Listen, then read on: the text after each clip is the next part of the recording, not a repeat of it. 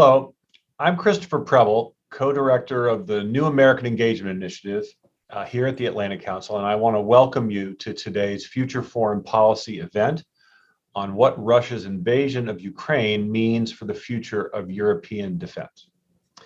The shocking war that Russia has unleashed in Ukraine has sparked a rapid change in European defense posture.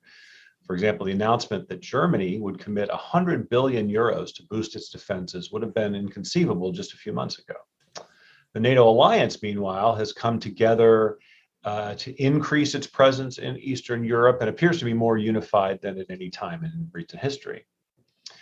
The United States has long been the outsized guarantor of European security, but the recent response from Europe in the face of Russia's clear aggression may change that.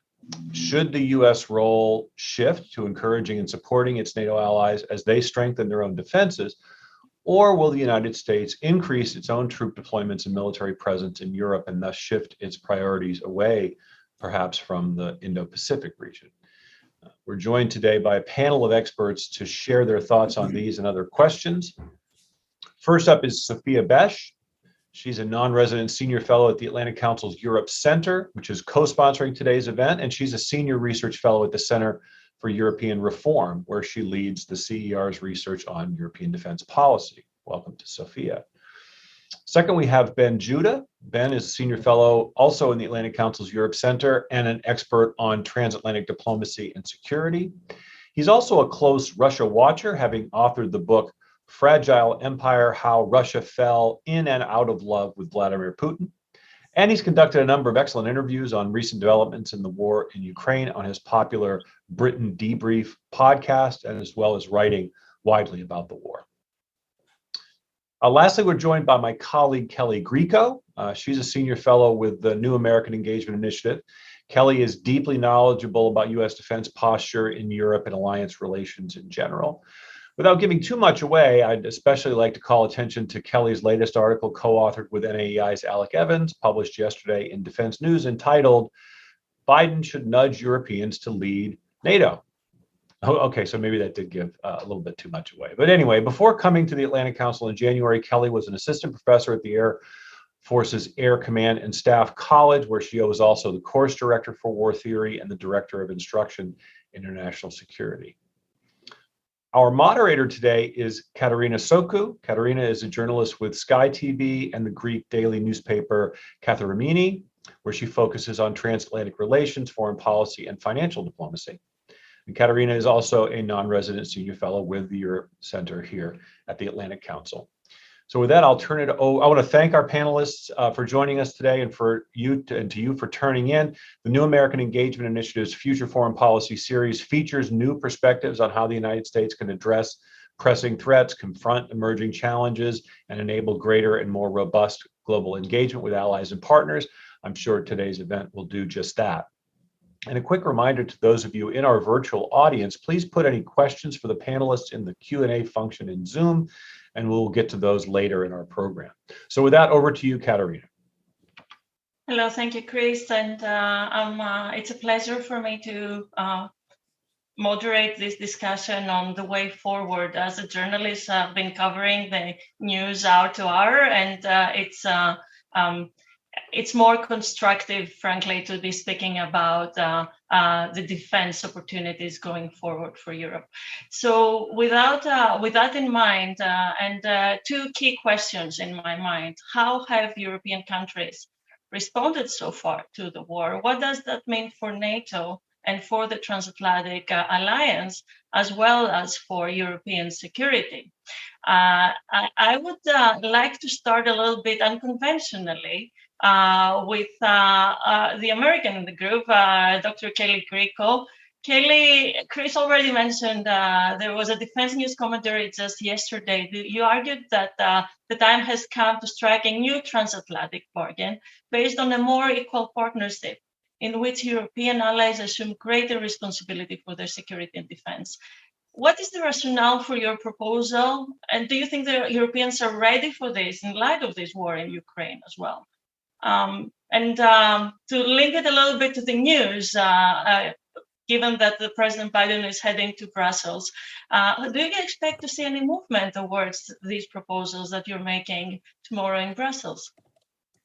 Excellent. Well, thank you. I'm happy to be here and to be able to speak about these issues today.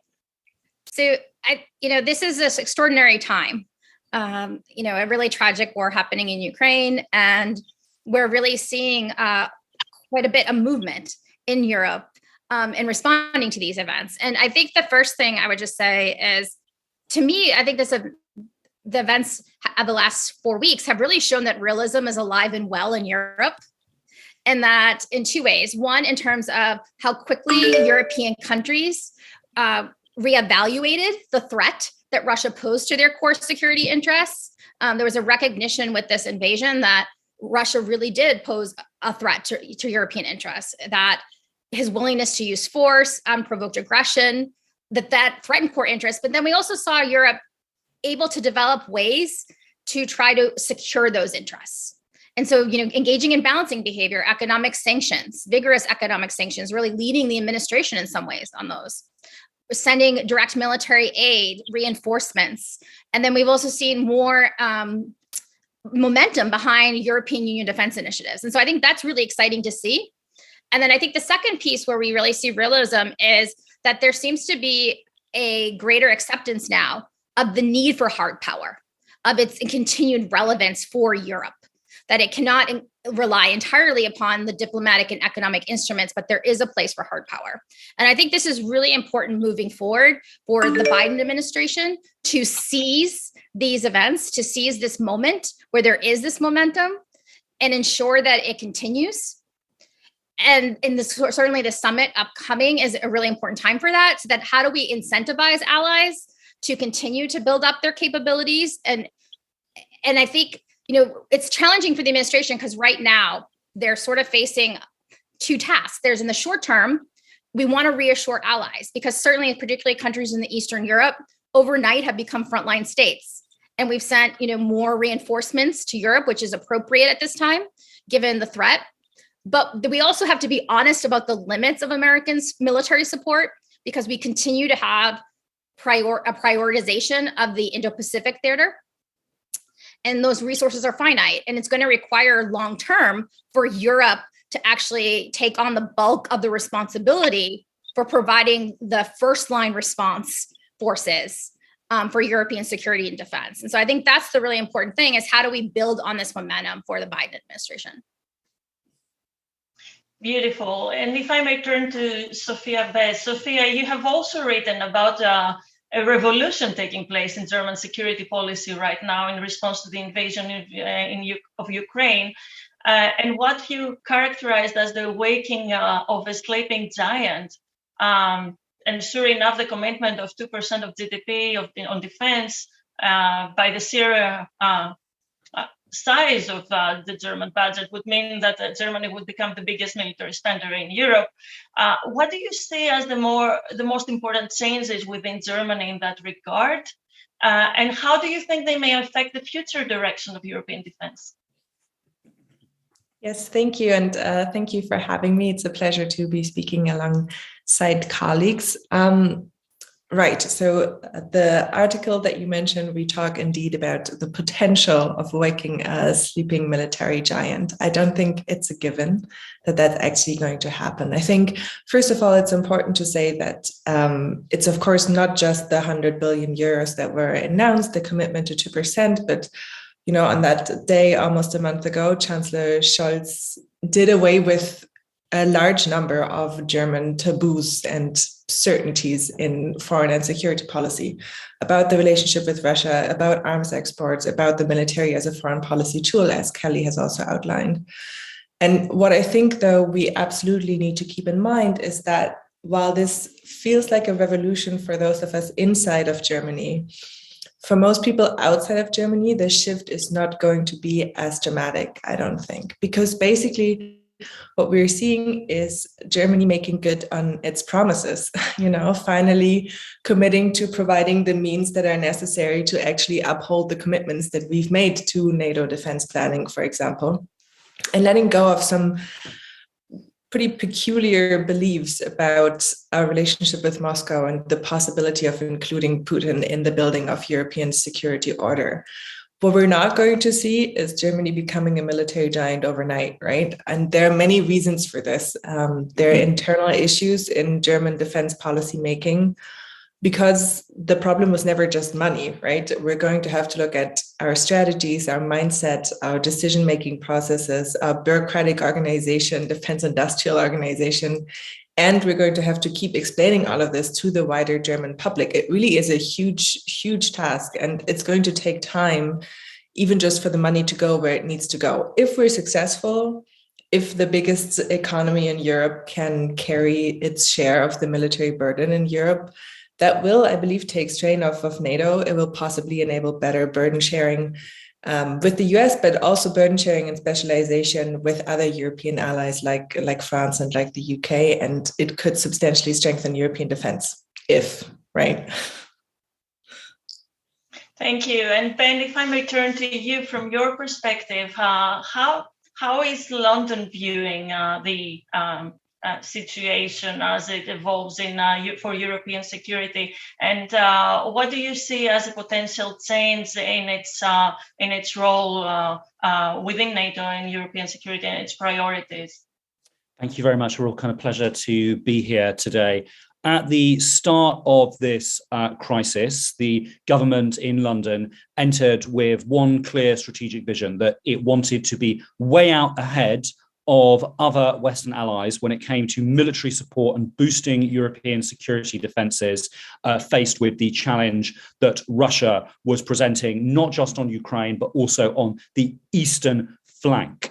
And it views its strategy as having been successful and it having been correct to judge the threat early. Let's have a look at what Britain's been doing. The United Kingdom really, from the first moment that it was clear that European security was coming under threat, that's the weaponization of migration that Lukashenko was doing on the border of Poland. The UK responded by sending troops to Poland, then responded by sending specialist teams to Lithuania, and subsequently the UK has reinforced its presence in Estonia. A diplomatic effort was made to invite the leaders of those countries to London to really reboot relationships, to really develop a tougher, stronger defense partnership based on what was already there within NATO, but also bilaterally, and then really in big coordination with our northern and eastern European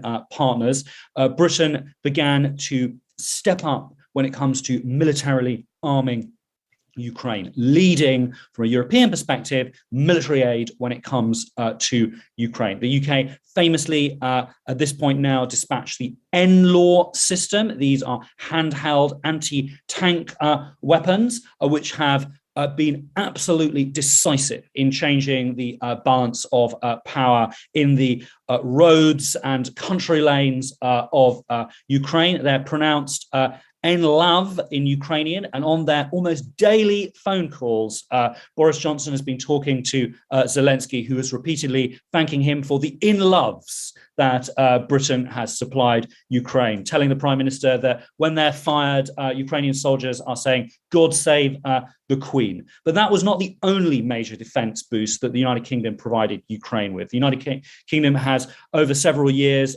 trained 20,000 Ukrainian snipers. Those are coming in very useful right now. The United Kingdom gave a lot of financial support for building up the Ukrainian Navy. So we'll see if Ukraine holds on to Odessa, and hopefully that money can be put to good use. And the United Kingdom has been trying to expand that diplomatic support to get military aid to Ukraine right in the run-up of the crisis. So Eastern European and Central European allies and Northern European allies felt that Britain supplying military aid to Ukraine opened the door to them being able to do that. A lot of this was coordinated behind the scenes, and the Prime Minister has even been joining Zelensky in phone calls with other leaders, including those in the EU, such as the Czech Republic, to talk about more military aid coming to Ukraine. And it's also been important to note that the UK assembled in London the leaders and the senior officials of the Joint Expeditionary Force. And the Joint Expeditionary Force is a military grouping led by the UK, consisting of Scandinavian countries, not all of which are in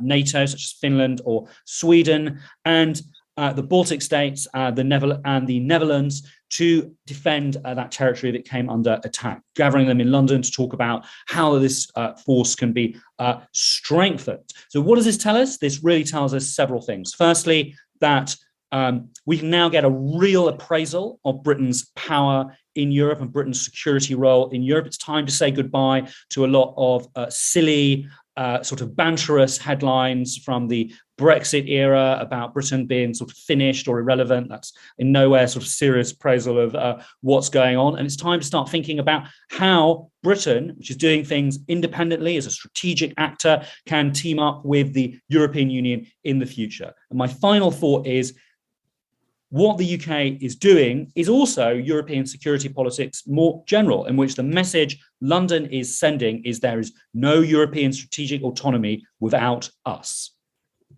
Fair enough. And Kelly, if I may turn back to you, you've also mentioned in your articles that the European military still have some capacity shortfalls and that the United States will still need to continue to contribute, obviously, intelligence assets, but also naval forces and nuclear umbrella that are all powerful enough to counter Russia. And I wanted to ask you, as the attention turns obviously to the eastern flank, and they need to further empower it, possibly, I understand from the news, with longer term forces in the countries there.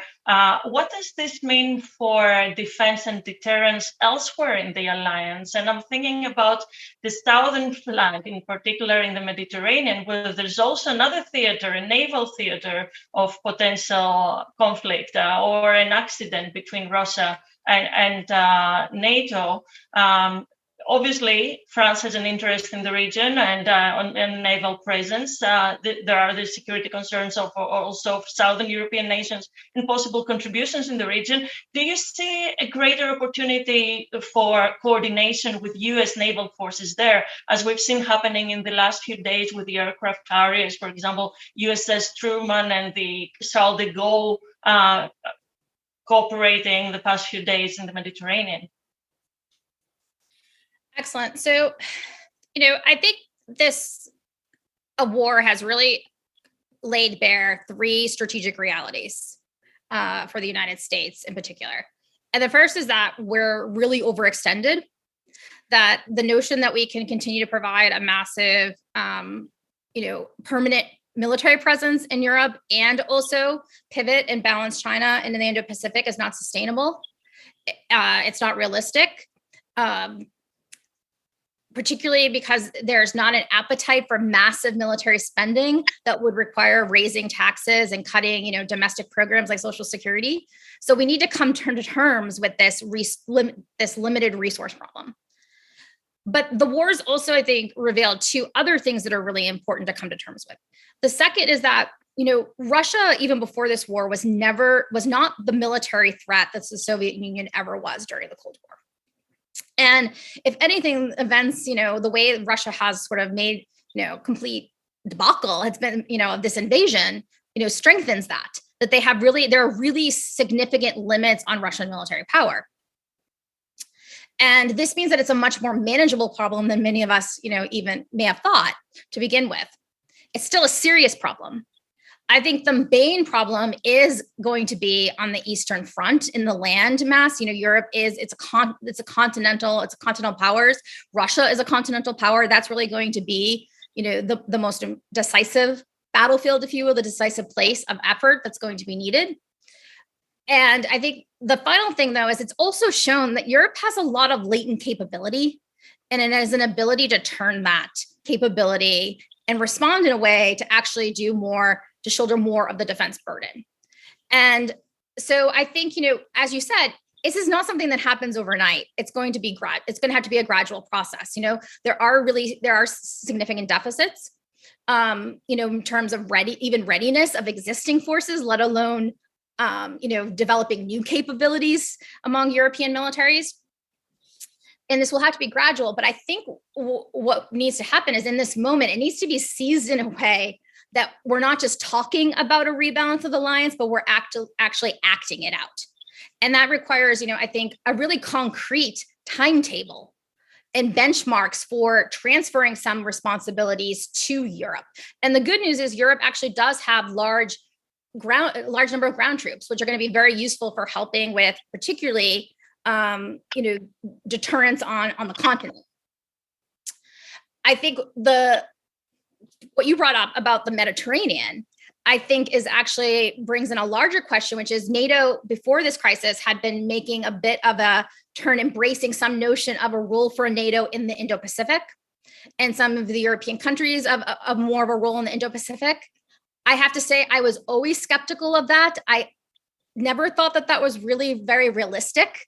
I think if anything, this has reinforced that what our European allies can do that can help us the most is actually to focus on European security and defense.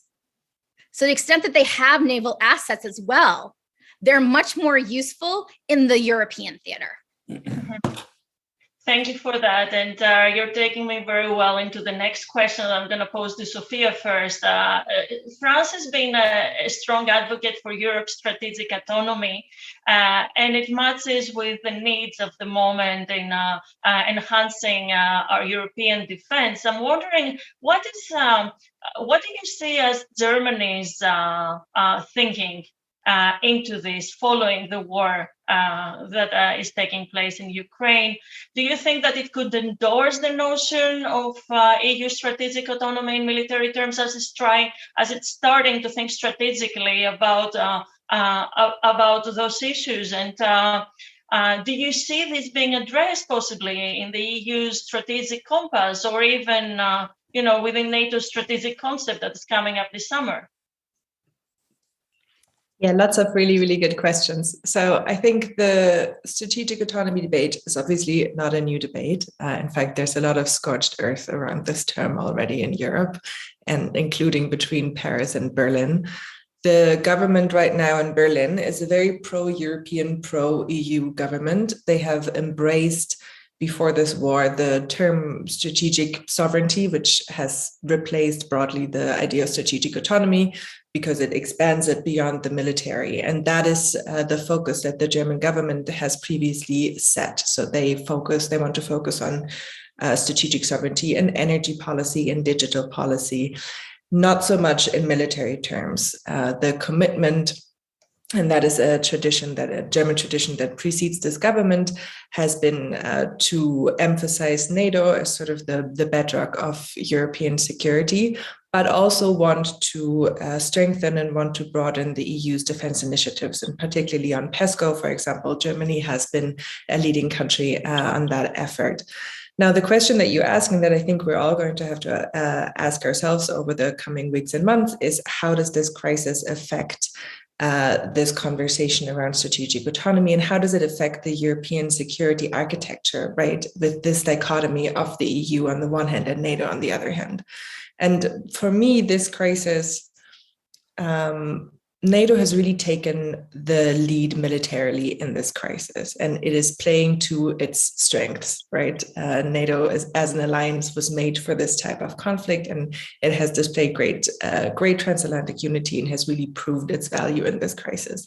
The EU too, though, has taken steps that for the EU are big, right? So, for example, the European Peace Facility, this new instrument through which member states are using the EU as a sort of hub for weapons deliveries to Ukraine.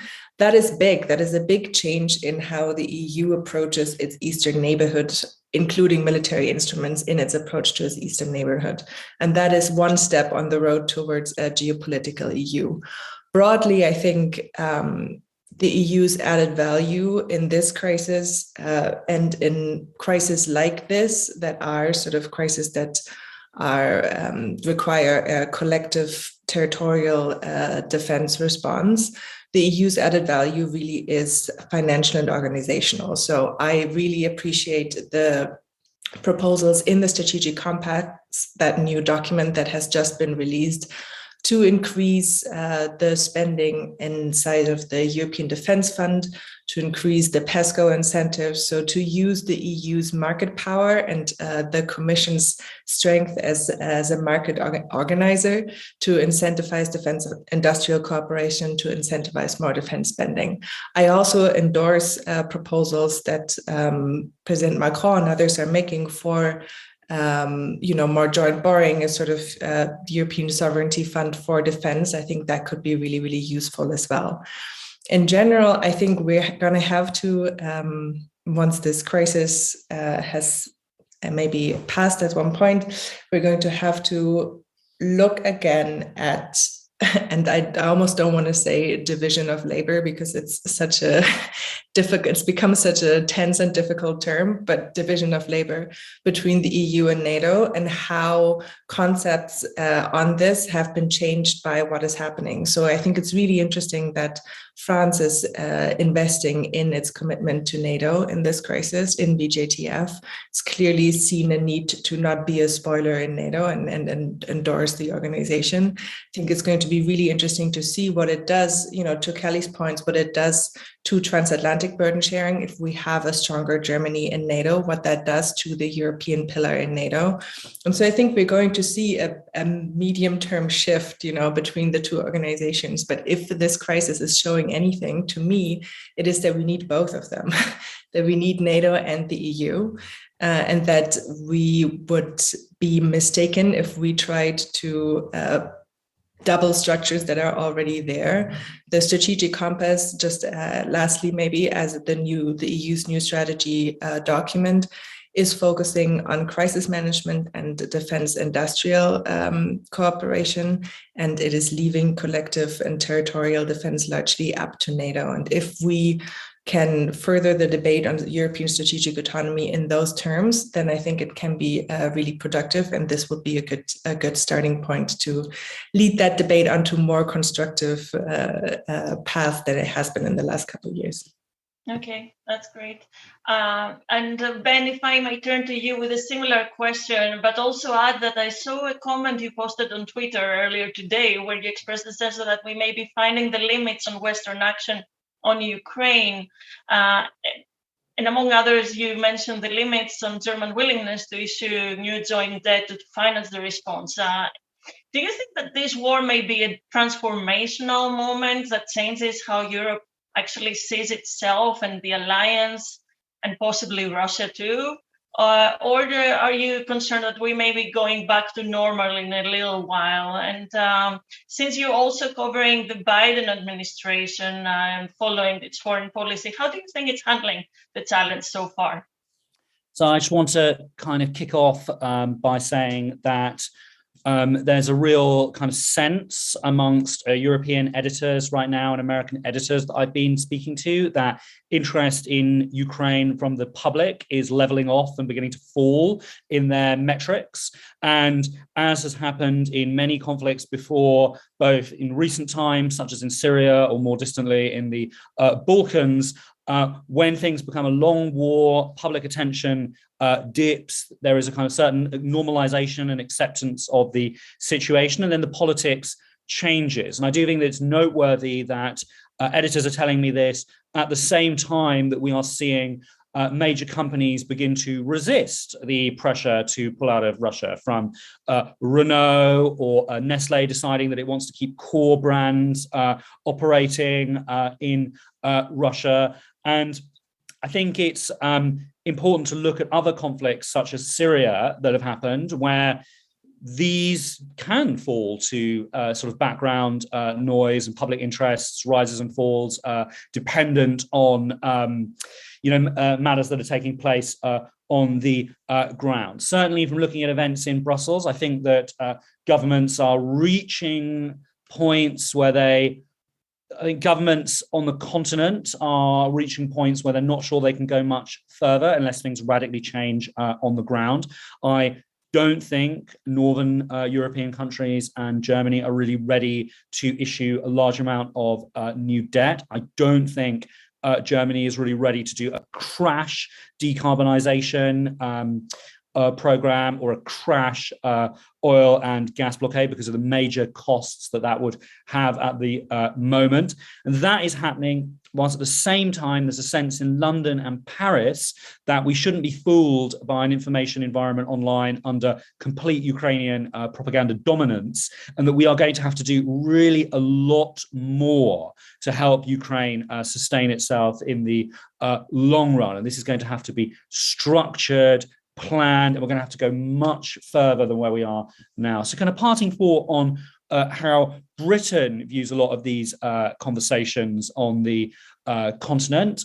There's a sense that a lot of them are really sort of theological, and that we need to be practical. We need to accept that we've got a kind of messy reality when it comes to European security and embrace the mess. We in the UK think that the most important thing right now is strategic endurance, to keep with what we've started, to be able to sustain it. And that includes the transatlantic link, to make sure that we can be sort of clear-headed about trying to make sure that different institutions each do the right thing. So I really strongly agree with what Sophia was saying. France has been blocking a lot of matters in the Nato that would be very useful to do. And the UK and the US, to a certain extent, have been blocking matters that would be good if the EU led on those. So we need to sort of move sort of beyond that. And I think really it's important to kind of let go of a lot of these sort of enmities and sort of childish debates that are the overhangs or the overhanging narratives of Brexit. And I think it's important that the Biden administration,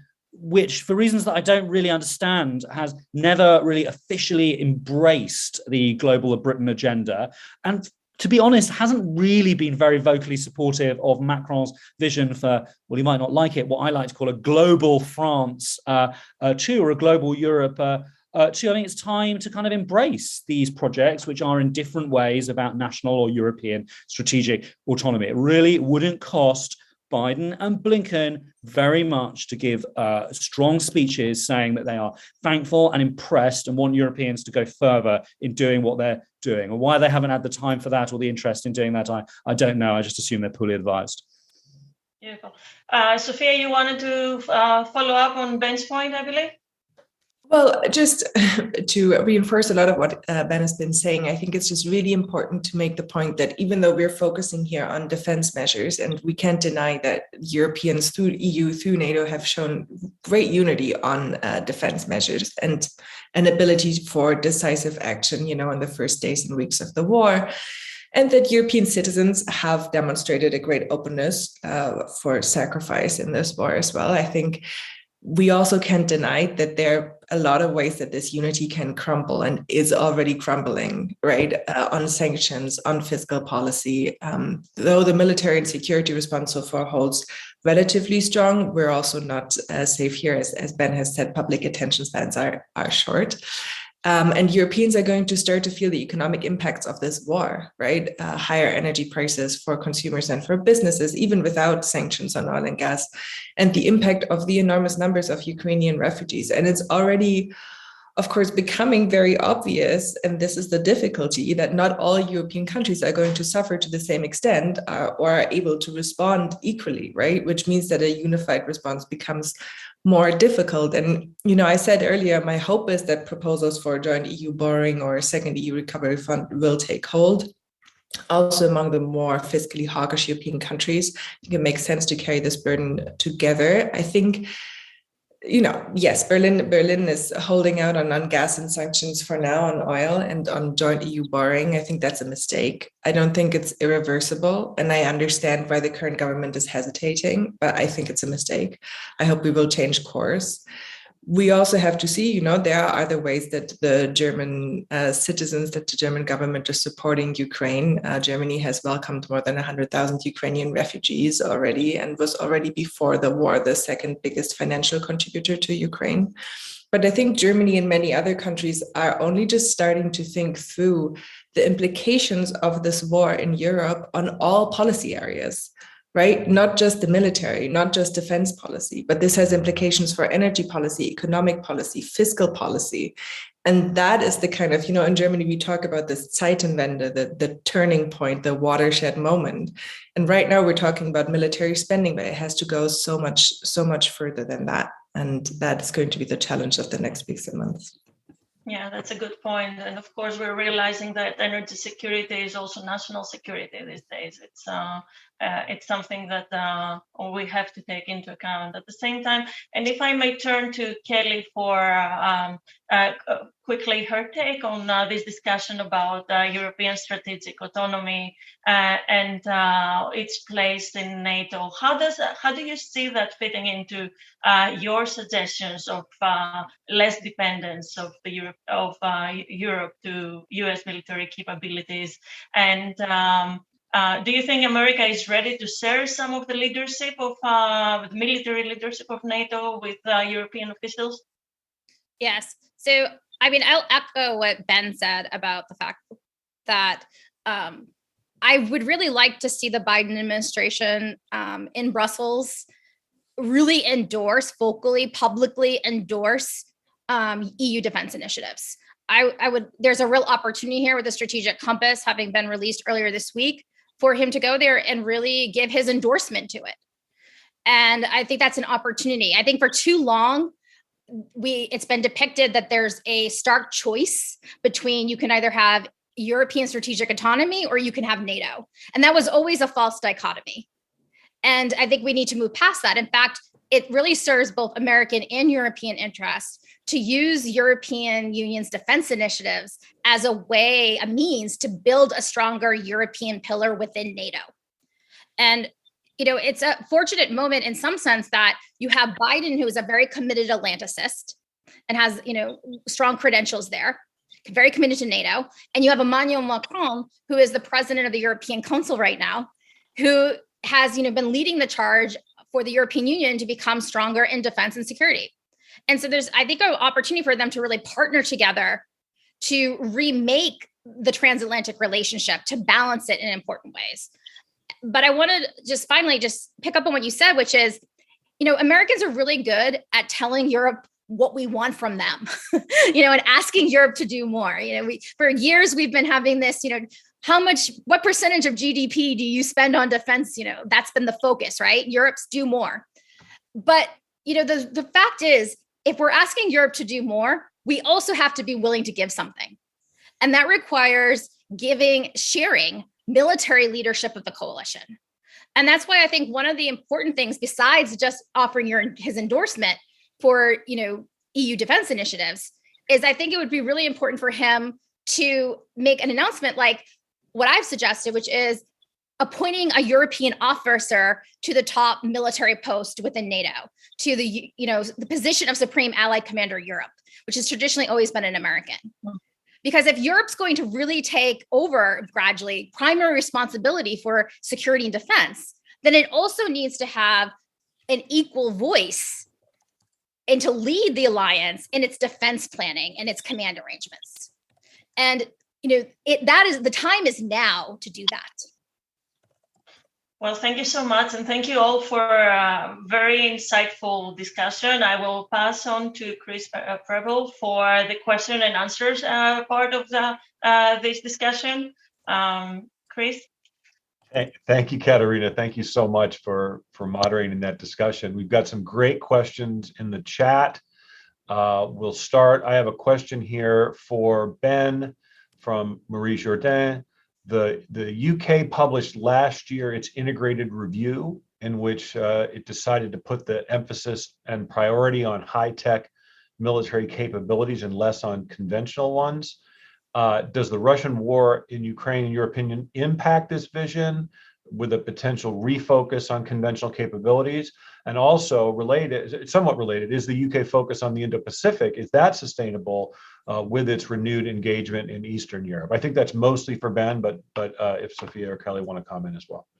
Thank you. Well, I just think that it's actually been pretty hard to have a clear conversation about the UK and the world in London, Brussels, or Washington because of the intense emotional post-Brexit feelings and the prevalence of a lot of polemics. And if you look at the integrated review, look at it very carefully, the integrated review talks about a tilt to the Indo-Pacific. It doesn't talk about a pivot. It talks about a small increase in the presence of British diplomats and of British activity in the region. And it talks about building long-term structures and partnerships with core UK allies, which include Australia. I'd like to remind the audience that we share a queen with Australia, and the AUKUS structure is, pretty serious.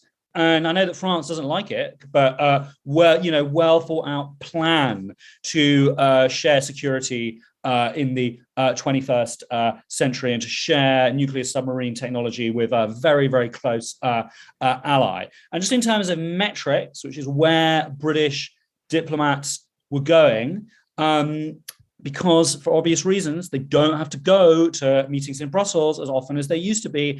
We saw in the run-up to war in Ukraine that there were both more meetings going on in the Asia-Pacific for senior British foreign and diplomatic and defence staff, and more meetings in Eastern and Central Europe. So the UK kind of can do both as long as it's measured. And the integrated review is measured. It's not talking about more than one or two boats being present in the terrain. It's important to just let go of sort of lurid descriptions in the tabloids. Now, in terms of the UK's pivot to high-tech defence and intelligence, all kind of mixed picture, I think, in which certainly the UK puts more in to Five Eyes than it gets out by a long way, and our leading speciality is Russia.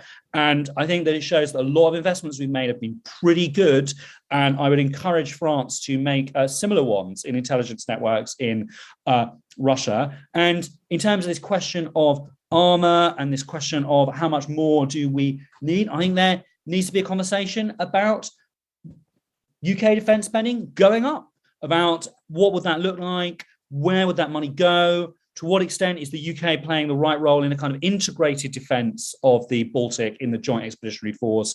Is it worth duplicating armour when Poland's got a lot of armour? Is it worth, what would that look like on the ground? But I think definitely we need to talk about a new post-war long-term strategic concept, and it's just going to be expensive. It's going to be more money.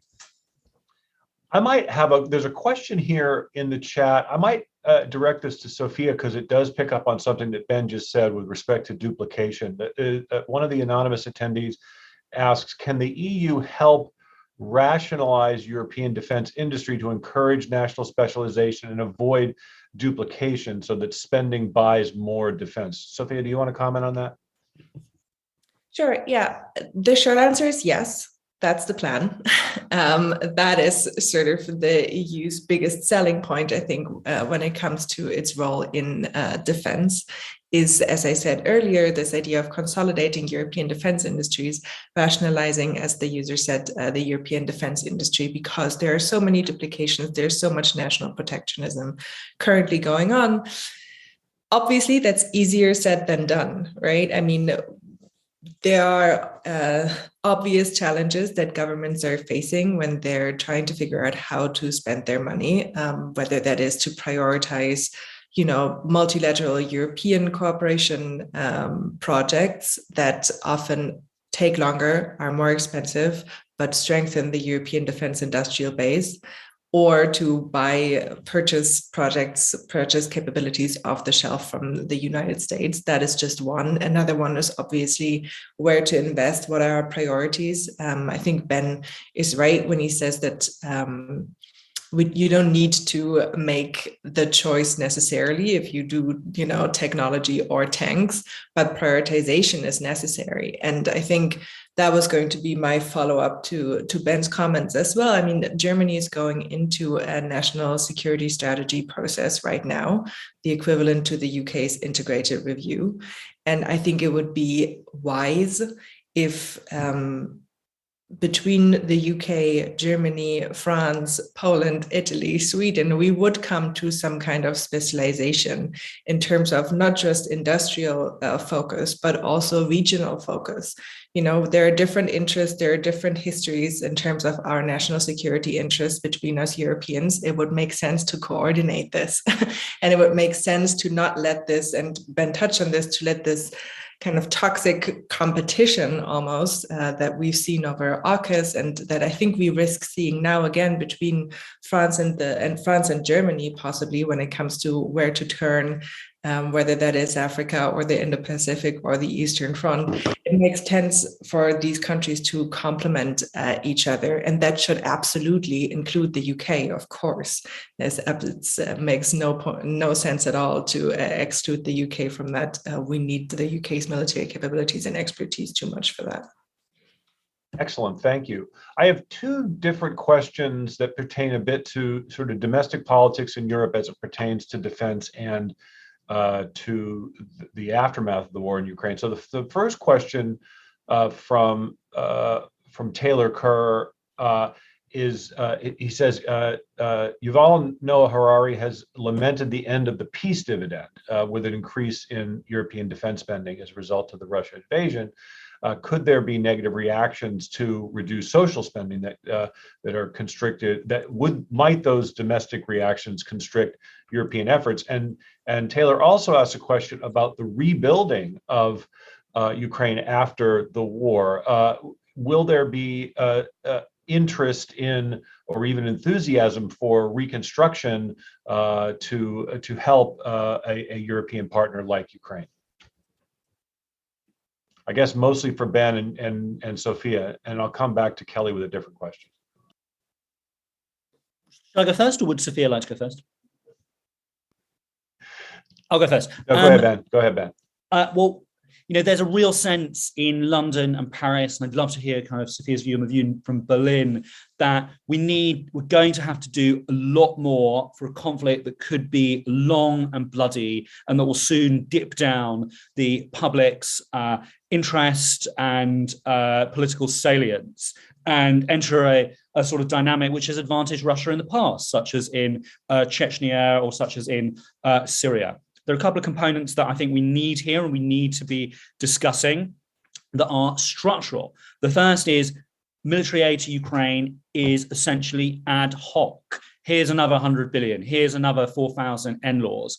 If there's going to be a long war, we need structures, similar maybe in concept, if not in actual design, to the Lend-Lease program that Roosevelt famously provided to his allies, and Britain famously provided to the Soviet Union, where we've got a structured program where the Ukrainians can order what they need for their military without having to worry about short-term cash and short-term orders, and without having to sort of really beg every few weeks in phone calls to different European leaders. So we need Lend-Lease. The second thing that we need, which is really structural, is we need a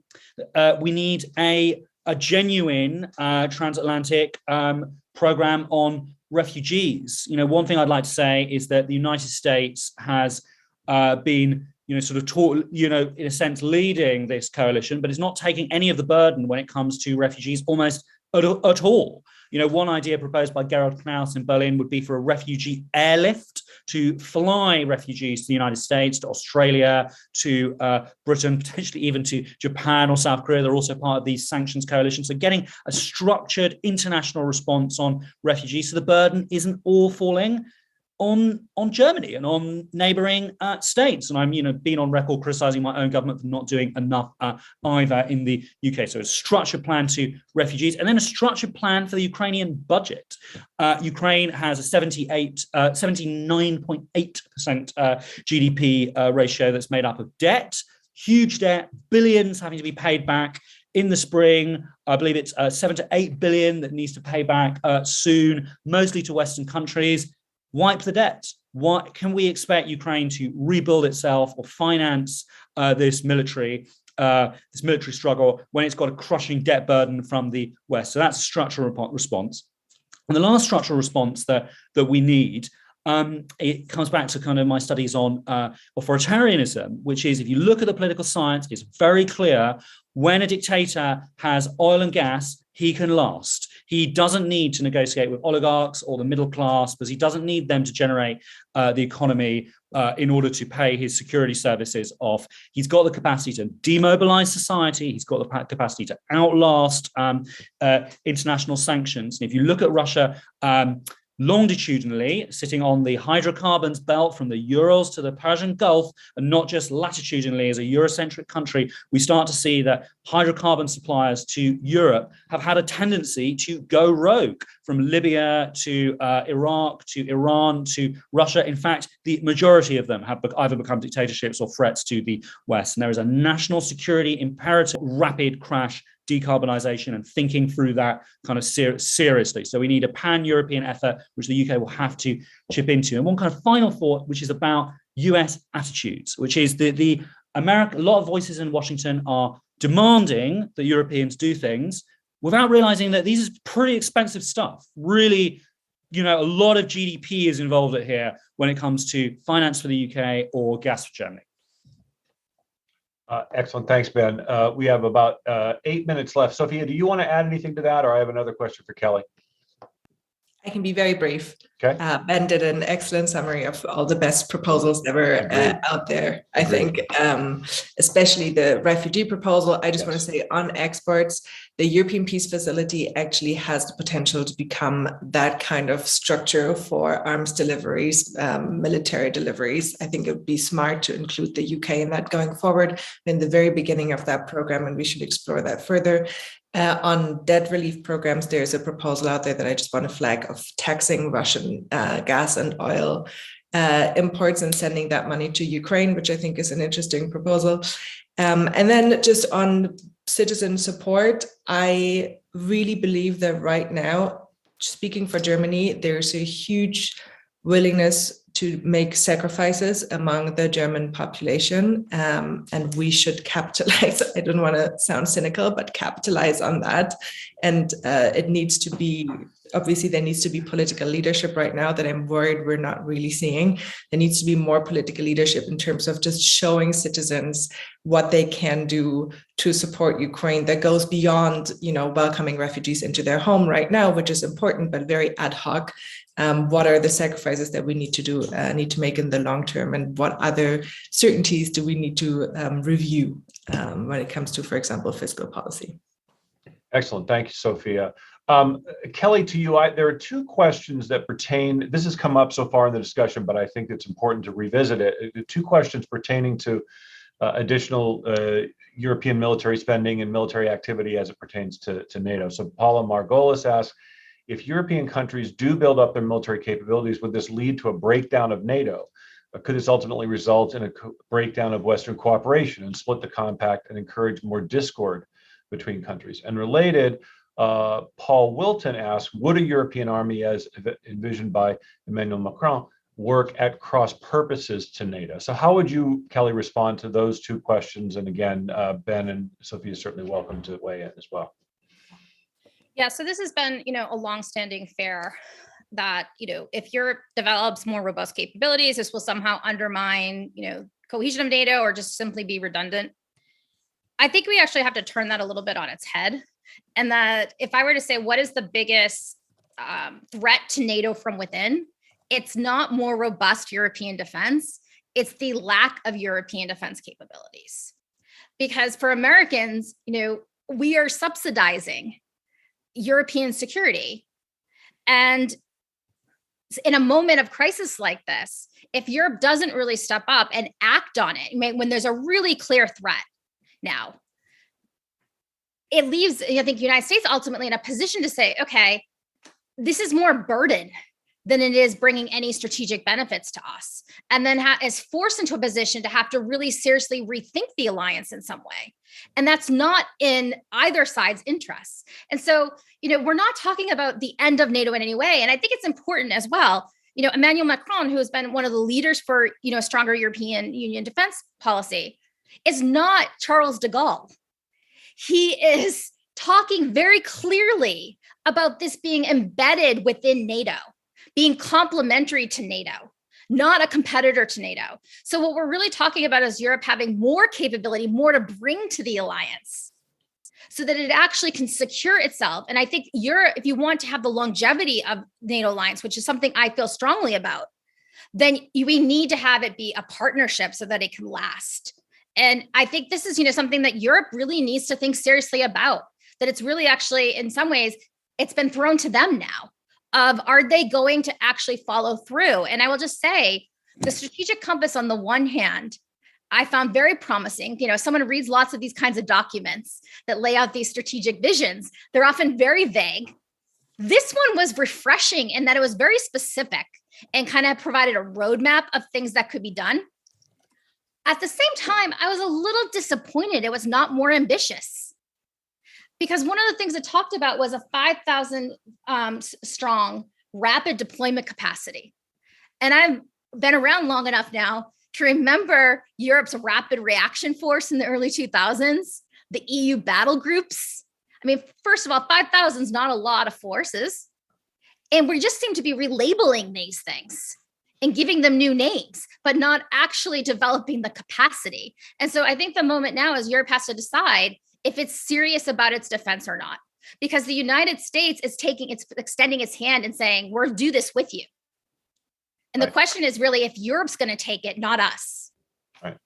Excellent. Thank you, Kelly. Ben or Sophia, do you want to add to that at all? We have about 2 minutes. Sophia, go ahead. Do the thing that I know we're supposed to end on a note of optimism, but I'm going to end on a note of caution, which is just on the burden sharing transatlantic relationship point. I see a real risk because of the transatlantic strength that we've seen over the last couple of weeks, Europeans forgetting what we learned under the Trump administration. And I think European leaders would do very well to remember or to try to imagine what the last few weeks would have looked like under a different US president and plan accordingly. Well said, Sophia. Thank you. As a historian, it always distresses me when people have short memories. Ben, anything to add to that? I just wanted to say that I kind of really strongly agree with Sophia. And I think that another note that we should add is there's been a lot of quite sort of feverish and excitable conversations on Twitter about coup d'etats or imminent Russian defeat. But we would be well served by looking at another Middle Eastern example, which is the most sanctioned country in the world, is Iran. And the West has managed to weaken it, slow it down, make it unstable and fragile in some ways, but not break it. And we need to start thinking through what Russia as a big Iran means for Europe. Excellent. Thank you, Ben. All right, so I want to thank again our panelists for taking the time to share their insights today, and special thanks to Katerina for moderating. I think this conversation makes clear that we may be on the cusp of a paradigm shift in European defense, with the important caveats that both Sophia and Ben just offered. And I think that to Kelly's point, how the United States responds to that potential shift, whether it can balance its interests between the Indo-Pacific and Europe, and how best to do that, that seems to me one of the most urgent questions that are facing policymakers today on both sides of the Atlantic. Because the United States will struggle to maintain a large and de facto permanent military posture in both the Indo-Pacific and in Europe, and the emergence of a reinvigorated European defense presents an important opportunity for Europe to take the lead in its defense. And I think that's what we've explored today. At the New American Engagement Initiative, we are all about critically evaluating key assumptions that have guided US foreign policy for decades. And the Russian invasion of Ukraine has thrown many of these assumptions into questions. We hope that you will follow our work and future events that examine how the United States can best support its allies and partners, advance its interests globally, and remain and deepen its engagement globally. I want to thank you all very much and hope to see you at future events. Thank you. Thank you. Yeah.